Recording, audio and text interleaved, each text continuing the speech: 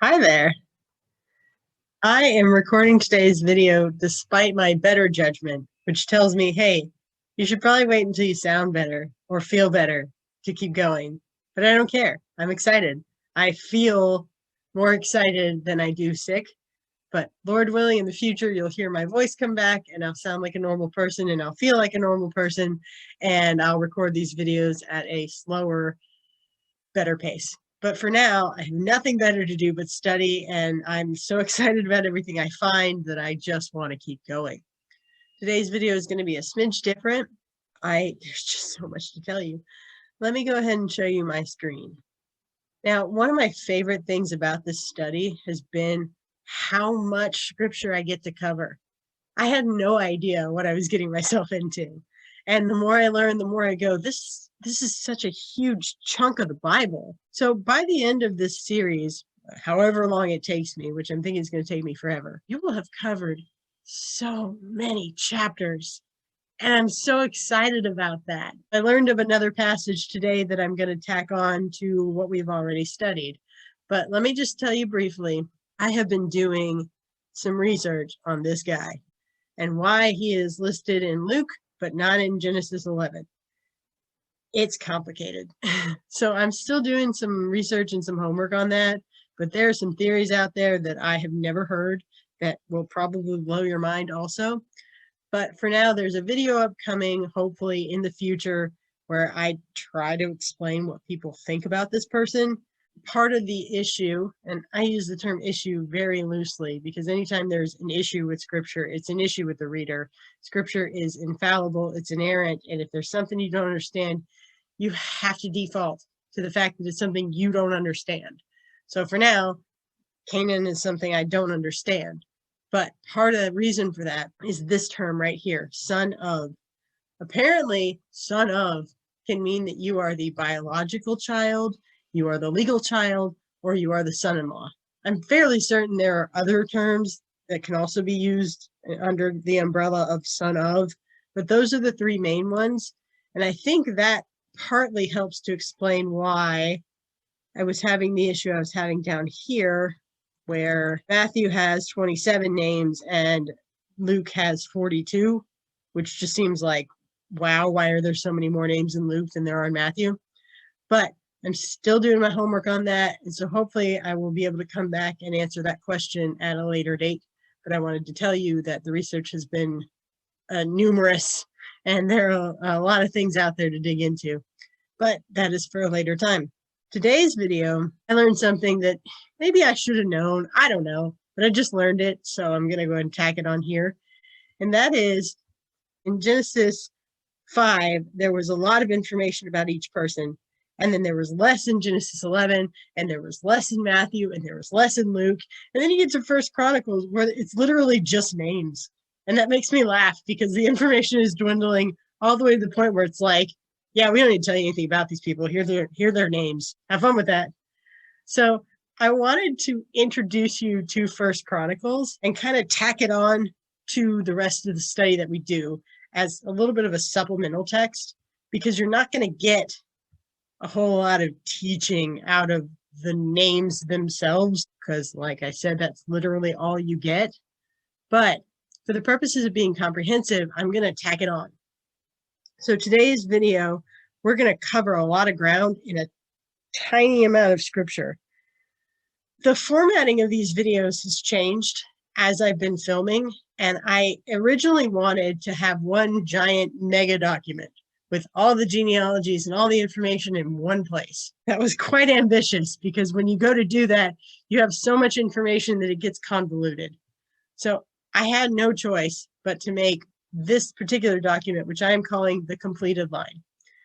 When you read scripture, there's something widely known as the scarlet thread. And in some places, it is literally a scarlet thread in the Bible.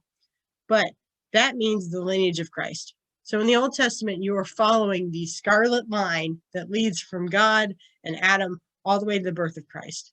You're following those people. And so there are times when scripture adds side quests, that's what I'm going to call it, where you have the lineage of Christ, but then you have these other lineages.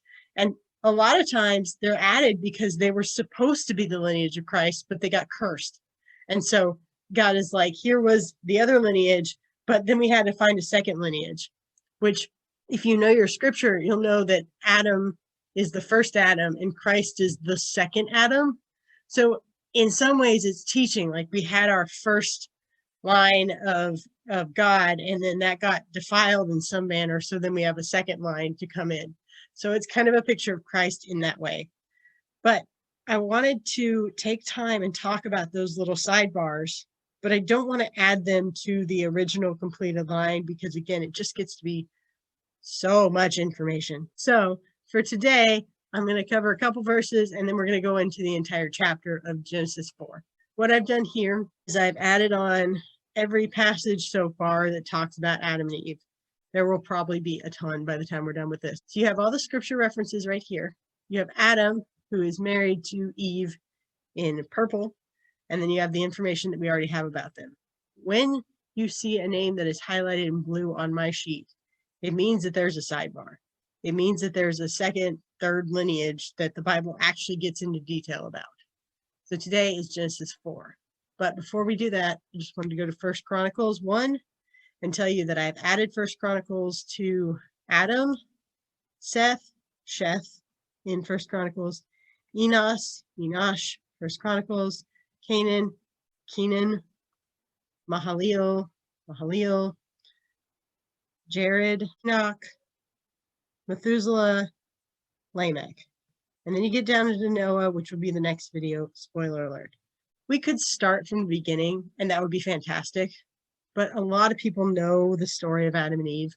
It's been taught. There's so many resources on it. And it would be beneficial for me to sit here and read Genesis 1 through 3 to you. I think that's a great thing to do.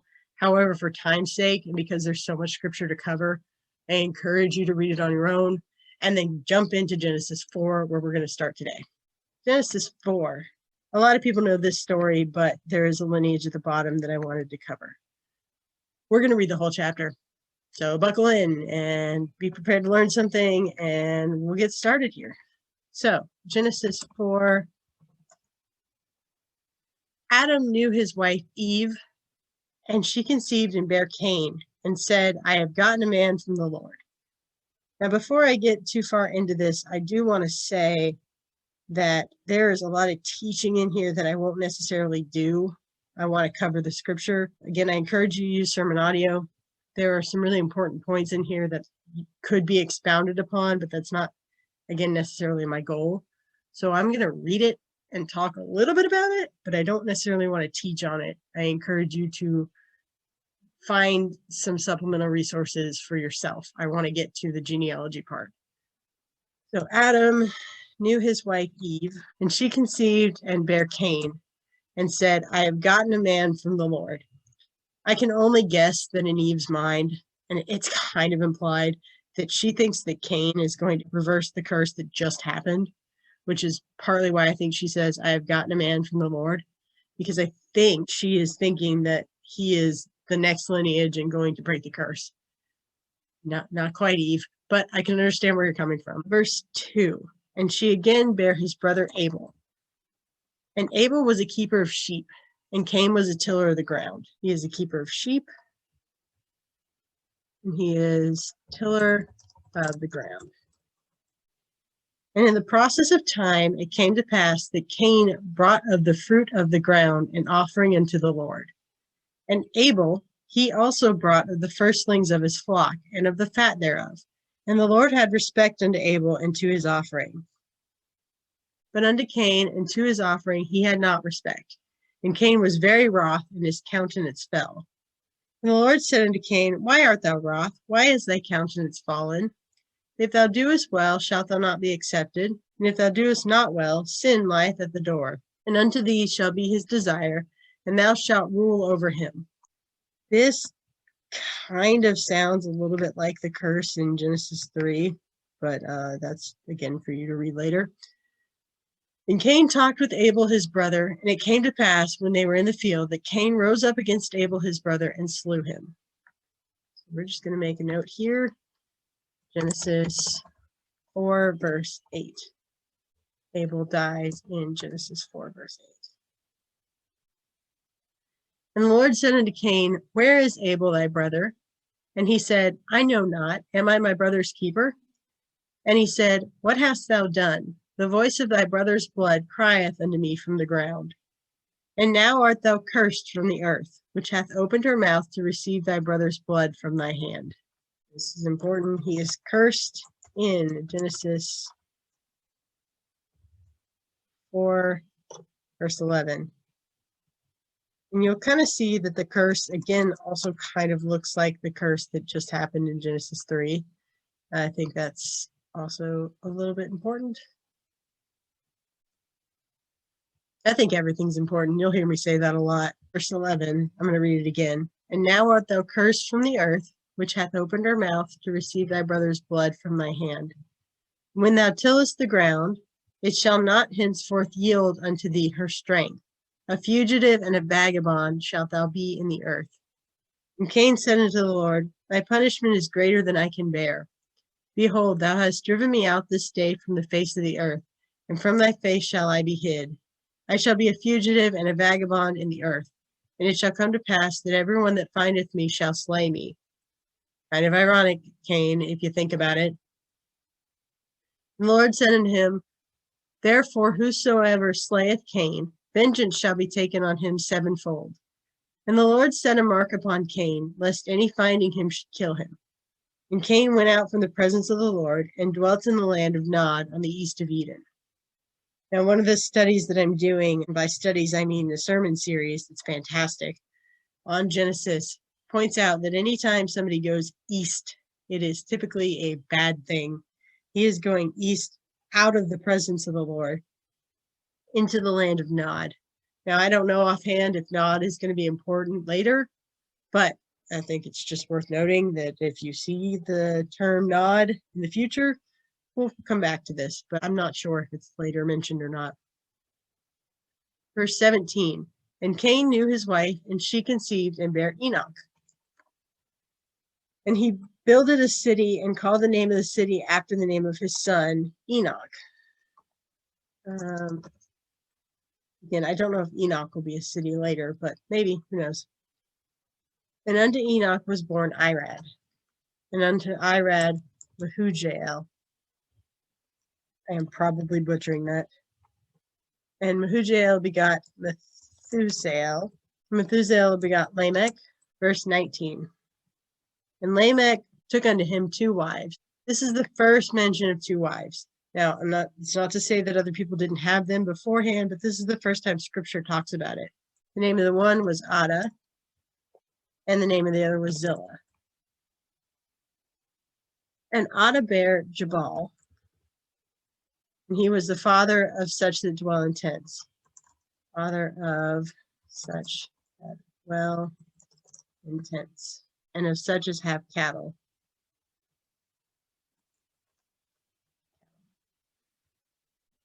And his brother's name was Jubal, which I kind of think was mean, but it's kind of funny. Jabal and Jubal. And he was the father of such as handle the harp and the organ. Father of the harp and the organ. Now, when you read this, if you're anything like me, your first impression is like, okay, harp and organ, that's fine. This is like a couple generations out from Adam, so that's kind of impressive that they even had the harp and the organ at this point anyway, but that's just a side note. And Zillah, she also bare Tubal-Cain, which I'm fairly certain comes back at a later point. An instructor of every artificer in brass and iron. Instructor, brass / iron.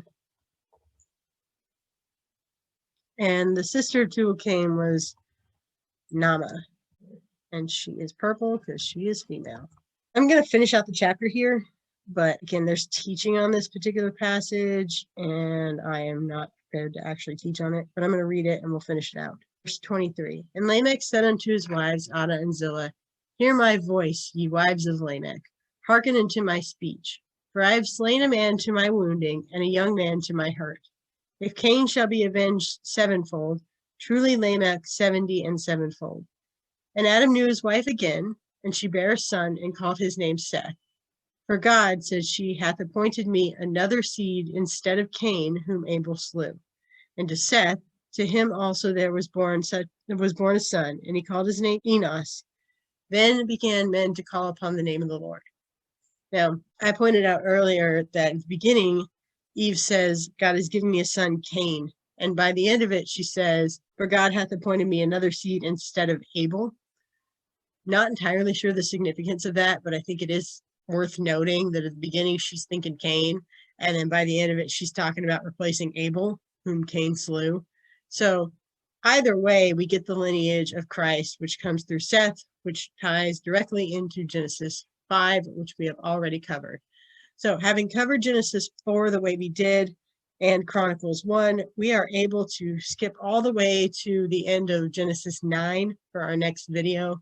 And I'm going to do some research. As always, I'm excited, and hopefully you will check that video out later. Bye.